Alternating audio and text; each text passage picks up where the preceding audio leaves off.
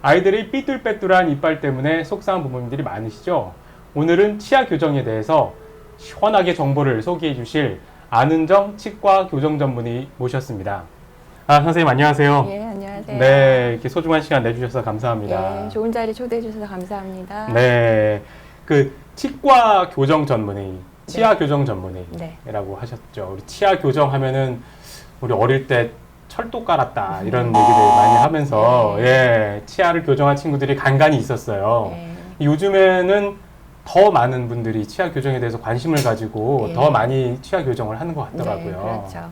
치아가 전신 건강에 직접적, 간접적으로 영향을 미치기 때문에 그리고 더구나 이제 미국 사회는 교정을 하는 친구들이 안 하는 친구보다 훨씬 많아서 하는 쪽이 본인 건강에도 좋고 사회적으로도 무리 없이 진행이 된다고 봅니다. 그렇군요. 네. 다행히 저 같은 경우에는 치아가 골아서 이제 다른 사람들이 얘기하기엔 너 이제 돈 벌었다. 예. 네, 뭐 그다지 치아는 골라 보이기는 하는데 네. 약간 뭐 위아래 물리는 관계라든지 제가 뭐 깊이 들여다보진 않았지만은 그런가요? 딱히 정상적으로 많으실 것 같아요. 네.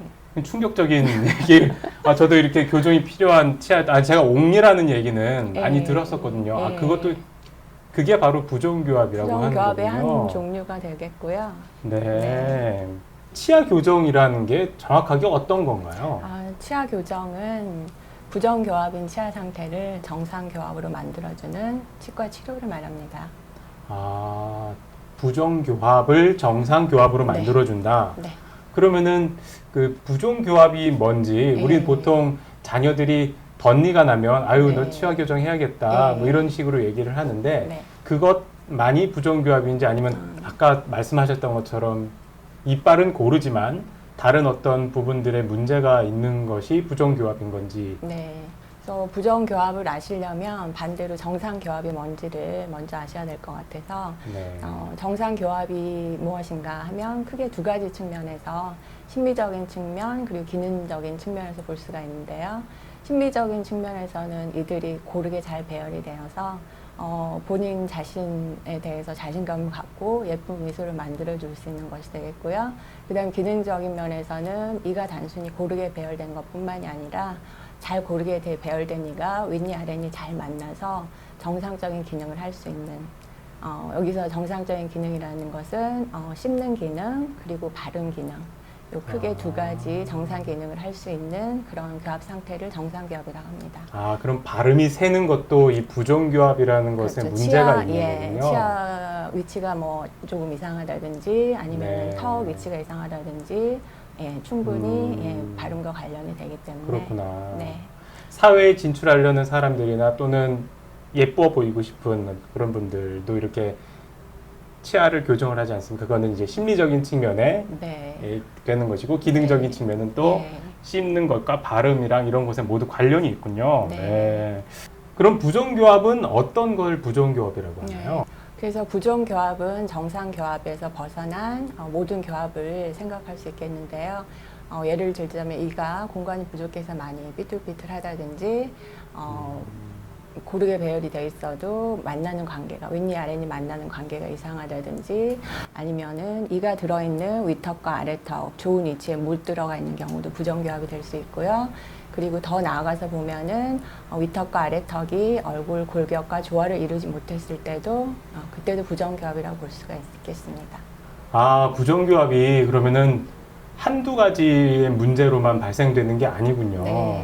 그럼 그 부정교합이라는 것이 타고나는 건가요? 아니면은 이렇게 자라면서 이렇게 습관들이나 생활 습관들에 의해서 이렇게 바뀌어지는 건가요?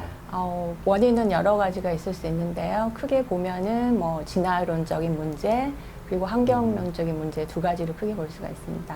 그래서 옛날로 거슬러 올라가 보면 뭐 구석기, 신석기 시대 그때 그 유골들을 생각을 해보시면 굉장히 두뇌는 작고 턱뼈가 굉장히 크잖아요. 그래서 네, 그렇죠. 사용하는 기관은 계속 발달이 되고 사용하지 않는 기관은 퇴화를 하기 때문에 그 당시에는 브레인은 두뇌 쪽은 작았고 턱뼈 쪽은 컸습니다. 왜 그러냐면 먹는 음식 자체가 거친 음식, 익히지 않은 날것으로 먹기 때문에 네. 턱뼈가 굉장히 씹는 힘을 많이 받아서 할 일이 많았어요. 그래서 턱뼈가 굉장히 컸거든요.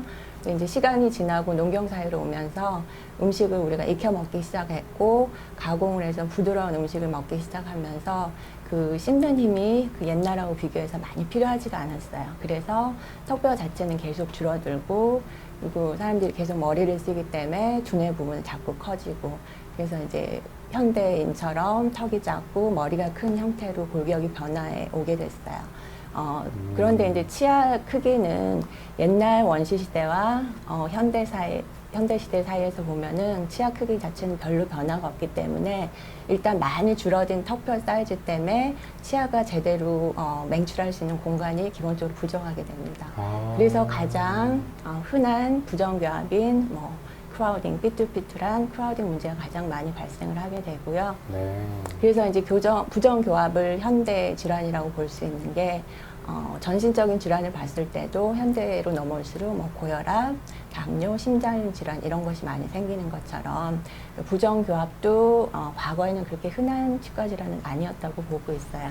네. 예, 그래서 일반 치과 질환으로도 보면은 충치나 잇몸 질환도 현대로 올수록 음식의 변화 때문에 많이 생기고 있기 때문에 음식물의 변화로 생기는 충치나 잇몸 질환도 부정교합의 원인이 될 수가 있고요. 그래서 이제 이런 부분은 진화론적인 원인이 될 수 있고, 그 다음 이제 환경론적인 부분으로는 네. 물론 유전도 중요하죠. 유전도 엄마, 네. 아빠, 뭐 할머니, 할아버님 얼굴형이 문제가 돼서 생길 수도 있고요. 그다음에 아까 얘기한 충치나 잇몸 질환, 그것도 치아가 뭐 오래 유지가 돼야 되는데 미리 빠지거나 사이즈의 변화가 생겨서 부정교합이 생길 수도 있고, 그리고 치과 관련된 사고 같은 게 생겼을 때 그때도 네. 치아가 어떻게 움직이거나 빠져서 생길 수도 있고, 뭐 안 좋은 습관, 입을 벌리고 코로 숨을 못 쉰다든지 입을 벌리고 숨을 쉰다든지, 뭐 혀를 뭐 좋지 않은 위치에 둔다든지, 특히 뭐 어렸을 때 뭐 젖병을 너무 오랫동안 문다든지 손가락을 네. 오랫동안 빤다든지, 예, 그런 습관들도 부정교합의 원인이 되겠습니다. 예. 그렇구나. 그 부정교합이라는 것들이 굉장히 여러 가지 네. 걸쳐서 이렇게 원인들이 있을 수가 있겠군요. 네. 그러면은 부정교합이 되면 어떤 점이 문제가 되나요? 아까 잠깐 설명하셨던 걸로는 이제 뭐 씹는 부분하고 바른 부분하고 이런 거 얘기를 하셨는데, 네. 그렇죠. 그런 기능적인 문제 외에도 특히 이제 어렸을 때라든지, 근데 저희 세대만 해도 교정이 흔하지가 않아서 나이가 들어서까지 교정을 뭐 고려를 안 하고 계신 분들이라든지 사회성 발달에 조금 문제가 될 수가 있고요. 왜냐하면 글쎄 다른 애들은 다 고르고 좋은 치아로 자신감 있고 밝게 웃고 있는데, 본인은 이제 뭐 의식적으로든 무의식적으로든 내가 상태가 좋지 않다는 걸 알게 되면은 자꾸 움츠러들고 밝게 네, 웃을 수가 그렇죠. 없고, 그렇죠. 네. 고개를 숙이거나 손으로 입을 가리거나 이렇게 되는 동안 사회성이 좀 결여될 수도 있고요. 본인에 대한 자신감도 줄어들 수 있고, 성격도 바뀔 수 있고. 그게 아까 말씀하셨던 심리적인 부분. 예, 심리적인 이유로 해서 그런 심리적인 문제가 생길 수도 있죠. 네, 옛날에 그러면은 친구들 생각해보면 덧니가 난 친구들, 특히 여자친구들 같은 경우에는 이렇게 손을 항상 가리고 있거나 네. 미소를 지을 때도 이렇게 활짝활짝 네. 웃지 못하고 네. 그랬던 이유들 많을 것 같고, 또 요즘에 우리나라에서도 그 취업 문제로 또 치아 성형이나 이런 부분에 네. 관심을 가지고 있는 분들도 전부 다 이런 예. 심리적인 영향 때문에 그런 것들이 이제 생기는 거군요. 사실 치아 배열도 얼굴형에 맞춰서 어느 정도 얼굴형을 고려해서 해주면 훨씬 더 예쁜 미소를 가질 수가 있고요. 그래서 덧니 같은 경우는 더구나 이제 저희가 양치질을 해도 구석구석 닦을 수가 없기 때문에 충치나 잇몸 질환의 거의 직접적인 원인이 된다고 봅니다. 아, 예. 그런 것들이 그렇죠. 있었군요. 예. 그리고 기능적인 면에서 이제 어금니들이 잘 만나지 못하면 씹는 기능이 떨어져서 시간이 지나면 소화기도 문제가 생길 수 있습니다. 네, 그러면은 저희가 치아 교정을 함으로써 여러 가지 것들을 얻을 수가 있겠네요.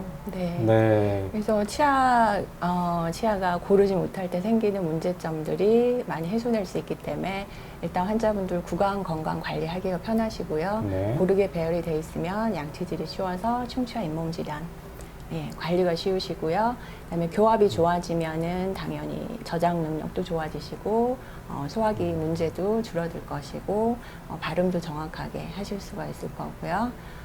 그다음에 이제 심리적인 측면으로 넘어가면은 본인이 자신감이 생기기 때문에 본인 외모에 자신감이 생기기 때문에 잘 웃게 됩니다. 저 같은 경우도 좀 교정을 늦게 한 편이었는데요. 와. 예, 주위 사람들이 좋은 일이 있냐고 물어보시더라고요. 예, 저도 모르게 되게 잘 웃게 됐나 봐요. 예, 그래서 거리낌이 없이 잘 웃게 되면 성격도 바뀌게 되고 성격이 바뀌면 생활도 바뀌게 되고 그래서 치아 교정 자체는 뭐 당장 죽는 하는 문제는 아니지만은 그렇게 이렇게 시간이 지날수록 그 효과들이 누적이 돼서 성격도 바뀌고 그럼 생활도 바뀌고 그러면 미래도 바뀔 수 있지 않을까. 그래서 네. 삶의 질에 직접적으로 관계가 된다고 저는 봅니다.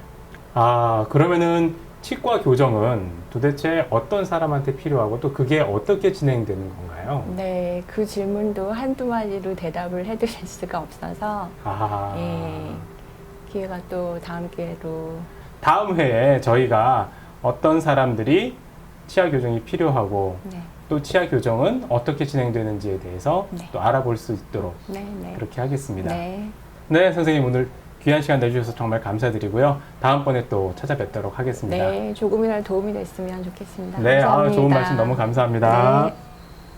네, 지금까지 안은정 교정 전문의 선생님 모시고 부정교합, 정상교합에 대해서 얘기 들어봤고요. 다음 이 시간에는 어떤 분들에게 치아 교정이 필요한지 또 치아 교정은 어떻게 진행되는지 알아보도록 하겠습니다.